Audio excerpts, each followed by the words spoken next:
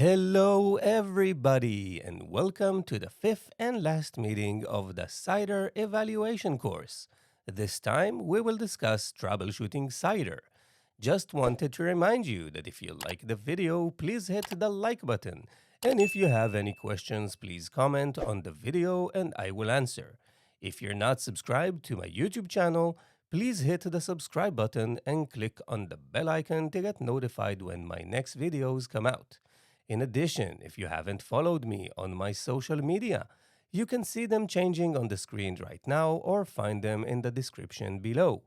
And now, without further ado, let's get to our presentation of the day about troubleshooting cider.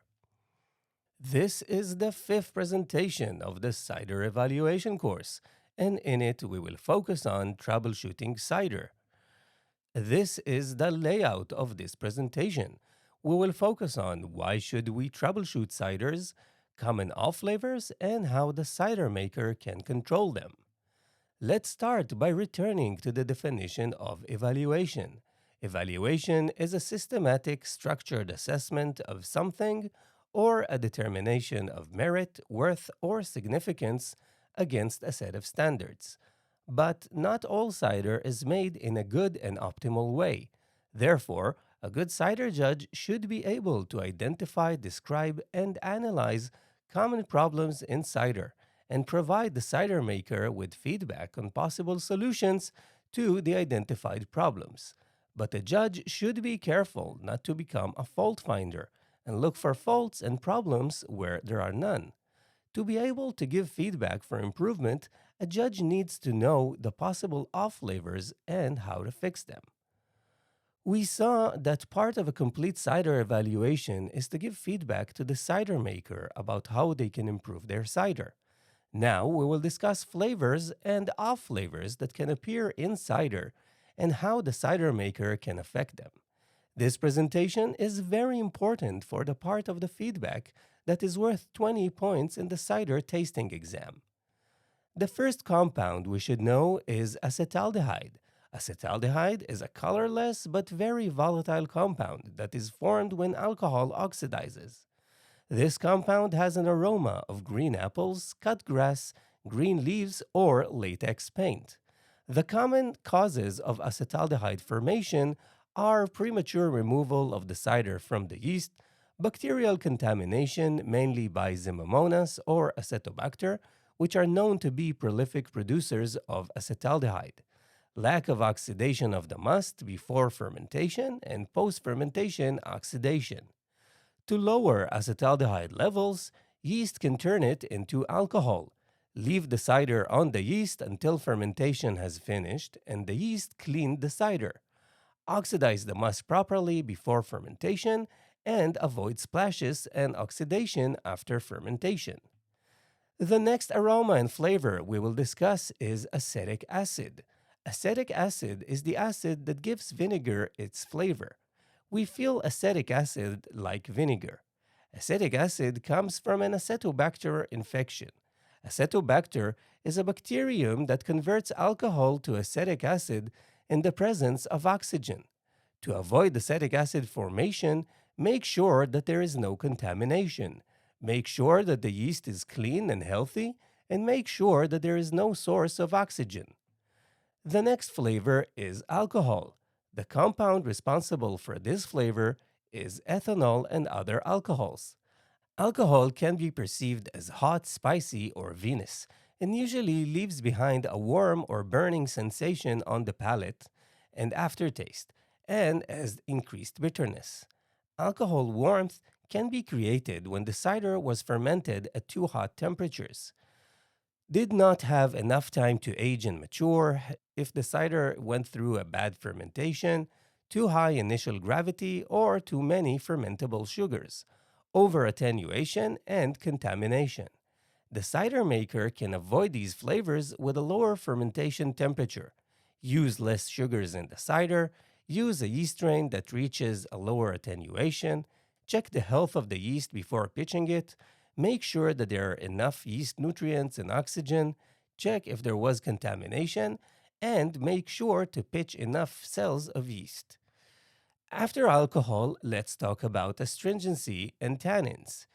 These flavors are caused by polyphenols that create astringency. We perceive these flavors as astringent, causing a puckering sensation in the mouth, a harsh sensation that lingers, increased bitterness, or a dry finish. The reasons why we get lots of tannins in cider will usually be from the choice of apple or pear varieties, additions of wood, tea, astringent or bitter herbs, or other tannic fruits found in the cider. High levels of acidity usually needs lower levels of tannins and vice versa. A drink with high tannin levels will usually improve with age. If we added spice or fruits with tannins, we should pay attention that they will blend with the cider. The next flavor to discuss is the flavor of chemicals. This flavor is perceived to us as chemical, vitamins, taste of yeast nutrients, or salt, and sometimes can be apparent in the aroma. This is a fault in any cider. The causes of the appearance of chemical flavors can be a water source if the cider maker used an extract to prepare the must. If the cider maker used too many yeast nutrients, that could leave a chemical flavor in the cider. If the cider maker did not wash detergents or disinfectants, or alternatively, flavor extracts that have such a flavor. Next, we have cider sickness.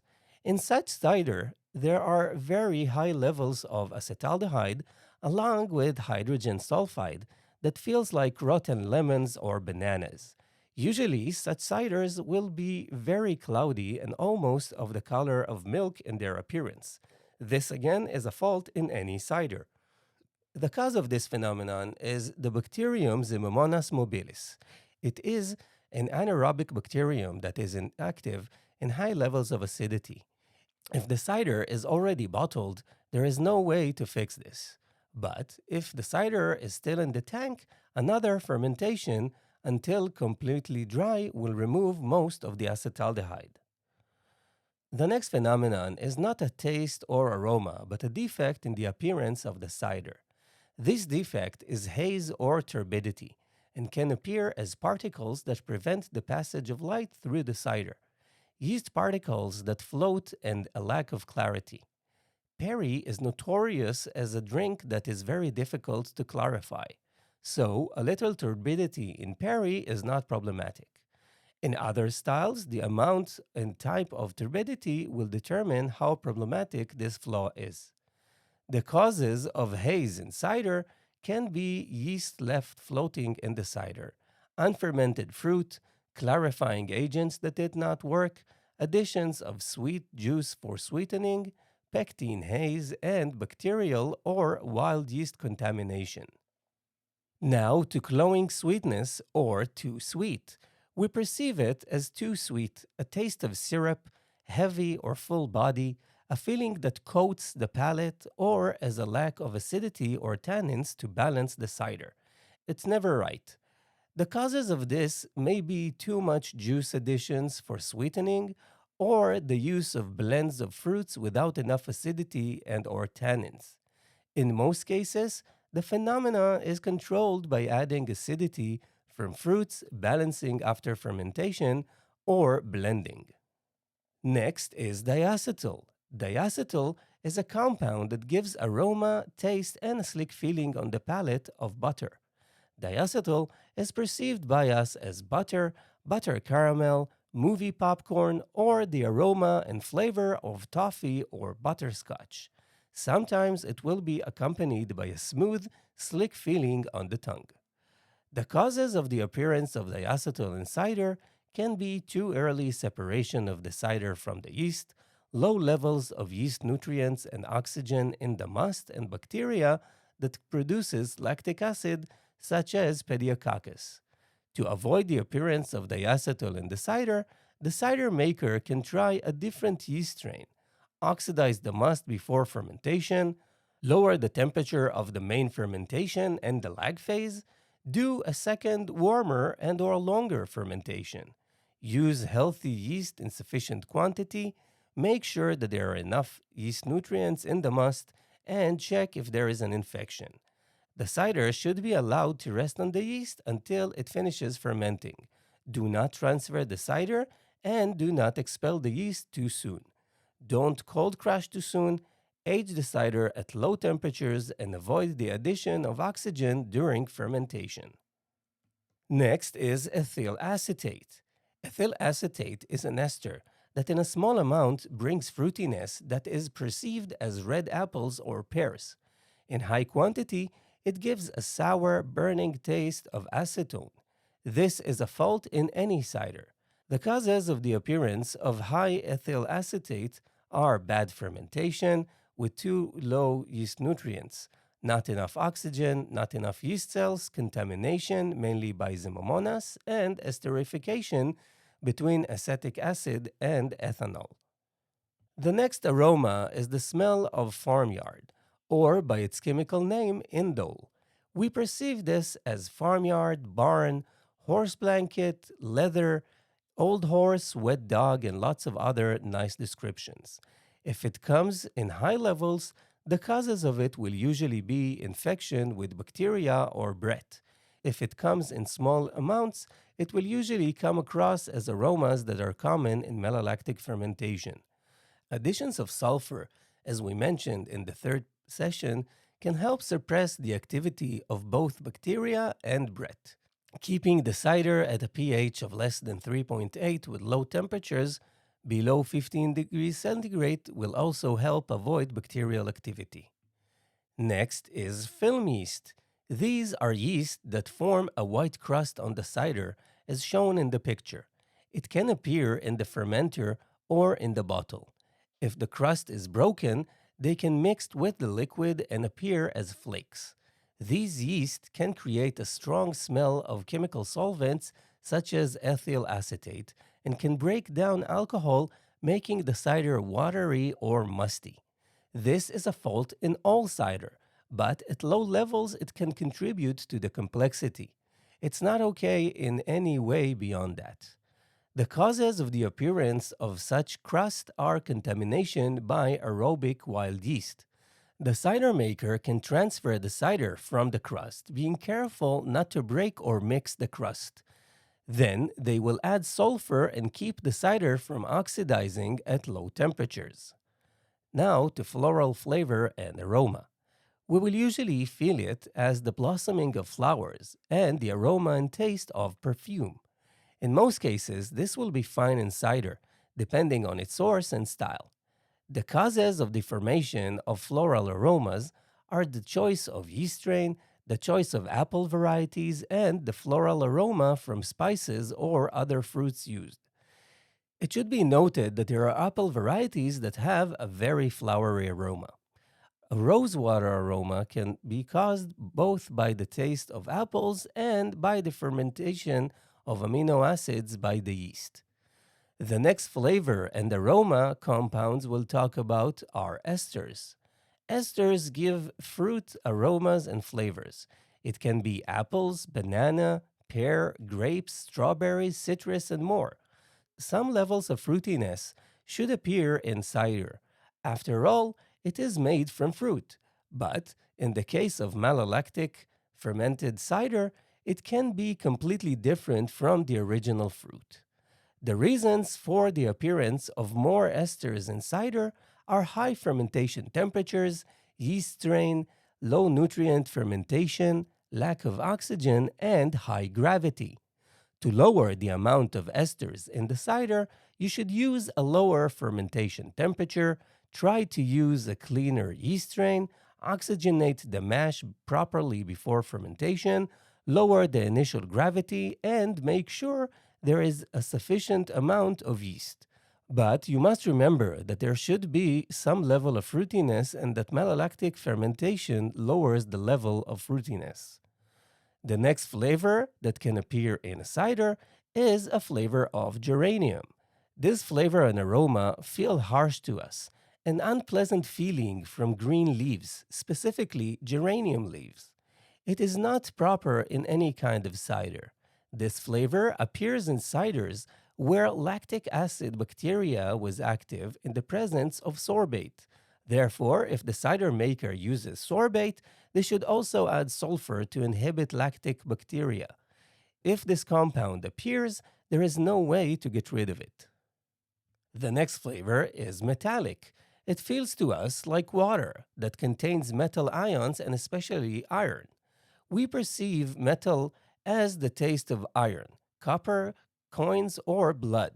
In addition, the cider can get a green color if it has been in contact with copper or steel, or a black-green color if it has been in contact with iron. The causes of the appearance of this flavor are contact with metal, too many additions of yeast nutrients, rusty equipment, unclean equipment, and other factors that can add metals to the must. To avoid, make sure that the water does not contain metal ions. Reduce the use of yeast nutrients, check that the equipment is not rusted and passivated, and wash any disinfectant if necessary according to the manufacturer's instructions. The following flavor and aroma are moldy flavors and aromas. These flavors can be caused by corks infected with TCA, but in most cases, they will come from mold. These are perceived like old bread, mold, or like a damp, earthy cellar, or like compost. The causes of their presence can be oxidation, mold growth, stale water, and raw materials, bacterial contamination, or it can be bottles with TCA-infected corks. To avoid this, the cider maker should make sure to avoid oxidation of the cider after fermentation. Check the sanitation of the equipment, avoid the use of peat malt, test the water to make sure it does not have a stale aroma, and use fresh and not rotten fruits. If it has already appeared, there is nothing to do with the cider. Next is the aroma of a rodent cage. We usually perceive this aroma as a rodent cage, wet rodent fur, sometimes bread, popcorn, or Cheerios. Usually, this flavor enhances as time moves on, and most of the time it will not be clear at the beginning of the taste. The salts that cause this have to break down in the mouth, and then they can become volatile. The ability to feel it varies depending on the pH in the taster's mouth. Rinsing your mouth with a solution with baking soda can really emphasize such flavors. It is not okay in any cider. The causes of the appearance of these flavors and aromas are combination by strains of Brettanomyces or Lactobacillus, whether it is intentional or not. To control the appearance, the cider maker should use the correct amount of sulfates for the pH of the cider to prevent second fermentation. If detected at low levels in the beginning, they can add more sulfates. Keep the cider refrigerated and at a pH below 3.5 to stop it from developing. But if it is already found, it is impossible to get rid of it. The next phenomenon we will talk about is oiliness or ropiness. It is not a flavor or aroma, but a sensation on the palate and appearance. The cider looks and feels like an oily jelly. This is a fault in any cider. The causes of this are infection by certain yeast strain of lactobacillus. In order to suppress the activity of these varieties, it is recommended to properly use sulfite in accordance with the pH of the cider. If it has already appeared, the good news is that if it is not yet bottled, it can be treated by the addition of Brettanomyces. Over time, the Brettanomyces will break down the jelly and return the cider to normal. While we will have Brett aromas, with the right blending, you can use the cider to add complexity. The next aroma we will talk about is the aroma of oxidation. In most cases, this aroma will strike us as the aroma of wet cardboard. We perceive it as stale, wet paper, or cardboard, both in the aroma and flavor. But sometimes oxidation can contribute flavors of sherry, caramel, leather, nuts, or damaged or dried fruit, sometimes with increased bitterness and usually with a darker color. This is normal in ciders depending on the style, strength, and characteristics of the oxidation. To avoid this problem, the cider maker should check their process for places where oxygen can enter, make sure that there are no splashes during transfers or packaging, check the caps and seals of the bottles or barrels for a good fit, wash bottles with CO2 before bottling, keep the cider refrigerated, and drink it fresh and use antioxidants such as sulfates and ascorbic acid. The next aromas and flavors come from the yeast and are a group of compounds called phenols. Phenols are a large group of organic chemical compounds, and they can come in different forms as spices, certain herbs, cloves, black pepper, or vanilla when they come in a good way. Or alternatively, they can appear as bad aromas and flavors like smoke, plastic, burnt tires, band-aid, mouthwash, medical antiseptic, or a medicine cabinet. Appearance of phenols is normal in ciders that have undergone malolactic fermentation, but only if it does not dominate. The other places these compounds are suitable are in ciders with spices. The appearance of these compounds can be a result of wild yeast contamination, malolactic fermentation, and if chlorine is present, they can combine together and form chlorophenols. Additions of fruit and spices can also add phenols, as well as the use of wood and detergents that require washing. The next aroma also comes from the yeast. This is the aroma of bad solvents or alcohols. We perceive these aromas as a warm and even burning sensation on the palate that remains for the finish and the aftertaste. It can also appear as acetone or as a strong detergent in both the flavor and aroma. This is a fault in any cider.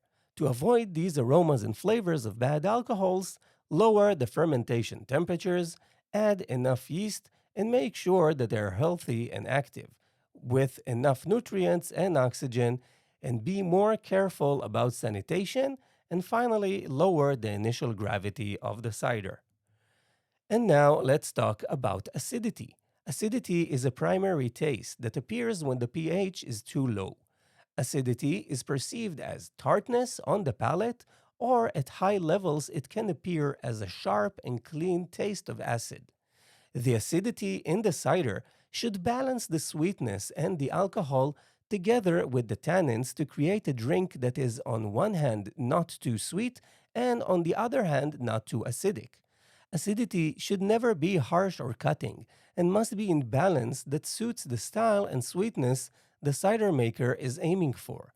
The causes of acidity can be the use of acidic additives to balance the cider after fermentation, the use of very sour apples or pears, the use of other very sour fruits, or contamination mainly by Brett, Acetobacter, and a wide array of lactobacilli and pediococcus. In order to avoid too high acidity, the cider maker should check that the cider is not contaminated and be careful with acid additions after fermentation. If you are presented with an acidic cider, remember that the perception of acidity is greatly influenced by the sweetness, so the cider maker can sweeten the cider to lower the perception of acidity. In addition, lowering carbonation level and raising the serving temperature can also make the cider feel sweeter. The cider maker can also lower other ingredients that affect the structure, such as tannins. And finally, malolactic fermentation also lowers acidity. The next aroma and flavor are smoky or spicy flavors. These substances can smell to us like spiciness, ginger, pepper, cloves, and smoked things like sausages, or even charcoal or burnt. Such flavors are allowed in cider that have undergone malolactic fermentation, but they must not dominate. But they can also smell like plastic or burnt plastic, and that is always a fault. The causes of such flavors are bacterial contamination. To avoid these flavors, the cider maker should check that there is no contamination by wild yeast or Brett, and there is no malolactic fermentation. Both of these can be done by adding sulfates. Now let's discuss the aromas and flavors of sulfur. The aroma of sulfur can come from several compounds that contain sulfur and will be perceived in the flavor but mainly in the aroma.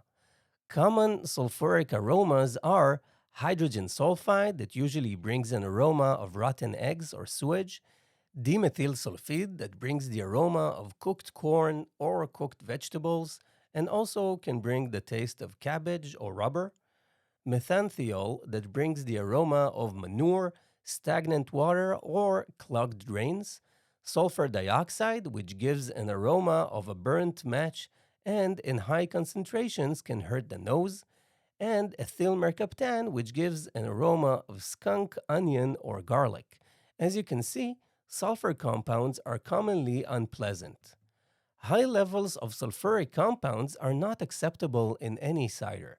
The causes of the appearance of sulfuric compounds are most often the yeast. The yeast creates sulfur during fermentation, but it is expelled as a gas from the cider. At the end of the fermentation, the yeast cleans what is left as well.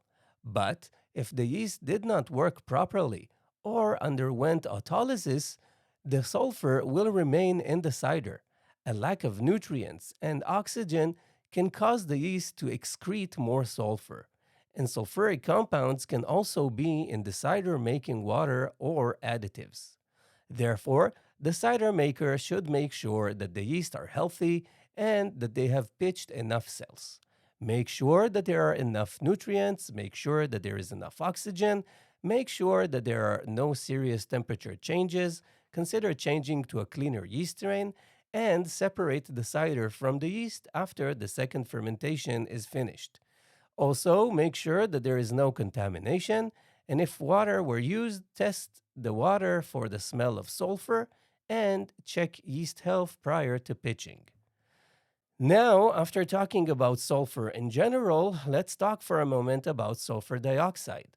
The aroma of this compound is perceived as a burnt match and causes pain in the nose. It can also add a soapy flavor to the cider. At high levels, it is unacceptable, but if it appears in a small amount, let it evaporate and then evaluate the cider. This aroma, in most cases, comes from the use of sulfides to suppress bacterial activity and oxidation. Sulfur dioxide functions both as an antioxidant and as an antibacterial agent. The amount of sulfides needed to protect a batch of cider is highly pH dependent.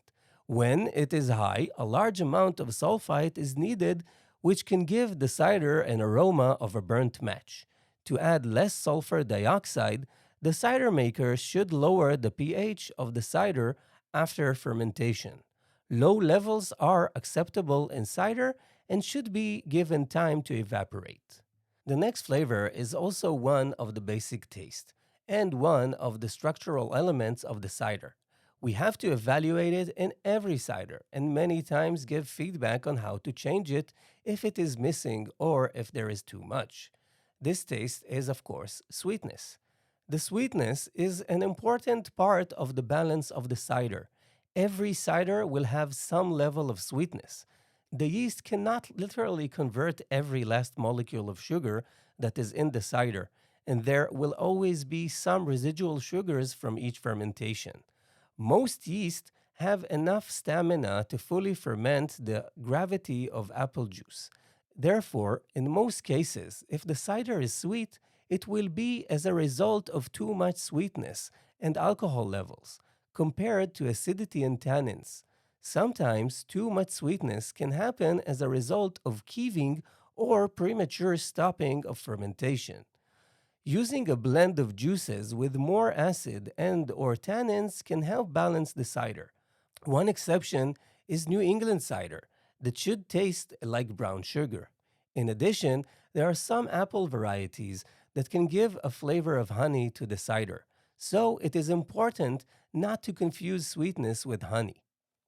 Now we will move on to discuss the body of the cider, or more specifically, not enough body in the cider so that it feels watery.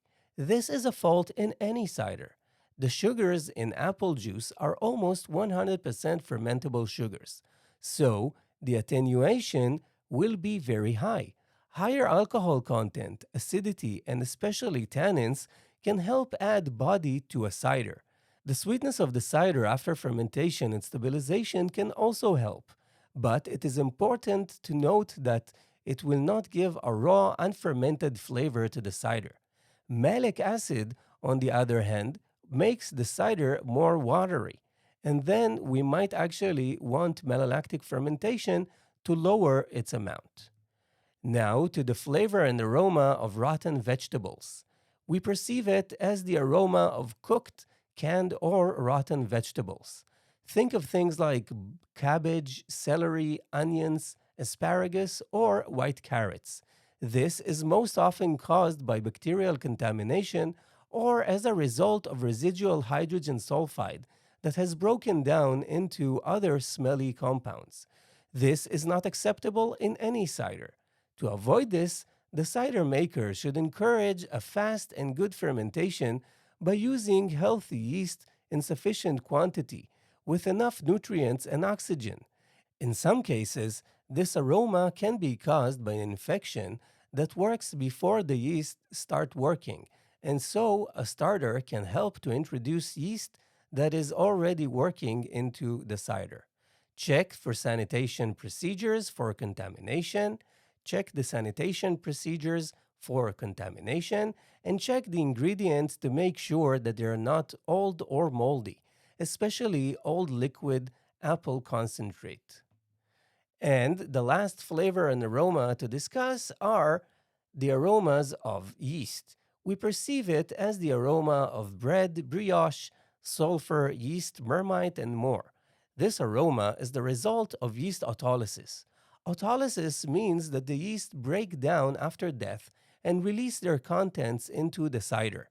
To avoid this flavor, the cider maker should use a yeast strain with better flocculation.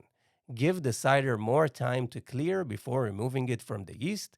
Filter the cider from the yeast that is in the solution. Avoid transferring the yeast between containers.